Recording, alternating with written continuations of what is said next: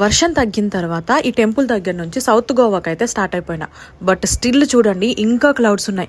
నాకైతే చాలా భయం వేసింది. ఇంకా 90+ కిలోమీటర్స్ ట్రావెల్ చేయాలి కాబట్టి మధ్యలో ఎక్కడైనా వర్షం పడితే టైం వేస్ట్ అవుతుందని. బట్ థ్యాంక్ గాడ్ అలాంటి ఘోరాలు అయితే ఏం జరగలేదు. అండ్ ఇంకా వెళ్లే రూట్ మొత్తం ఇలా గ్రీనరీగానే ఉంటదన్నమాట. నాకైతే నేనేదో పెద్ద నలమల్ల అడవుల్లోకి వెళ్ళిపోతున్నానేమో అన్న ఫీలింగ్ వచ్చింది. అండ్ మరి 90 కిలోమీటర్స్ పైన ట్రావెల్ చేయాలి కాబట్టి బాడీ అయితే డీహైడ్రేట్ అవ్వద్దు. పక్కన ఆపి కొబ్బరి బొండాలు అయితే తాగినా. చూడండి ఎంత ఇబ్బంది పడుతున్నానో వీడియోకి, అసలు ఏం ఎక్స్ప్రెషన్ ఇవ్వాలో కూడా తెలియక. అండ్ మీరు అబ్జర్వ్ చేశారో లేదో నా హెయిర్ చూడండి, ఒక 2 కిలోమీటర్స్ నేను బండి మీద ట్రావెల్ చేస్తేనే ఏదో వరల్డ్ టూర్ చేసి వచ్చానా అన్నట్టు ఉంటది.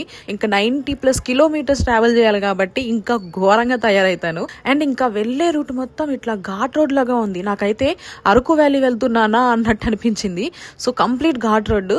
మధ్య మధ్యలో భయం కూడా వేసిందనమాట. రోడ్డు మొత్తం ఇట్లా ఖాళీగా ఉంటారని కిడ్నాప్ చేస్తారేమో అని. బట్ ఆడపురిని కాబట్టి అంత డేరింగ్ ఎవరు చేయలేదు.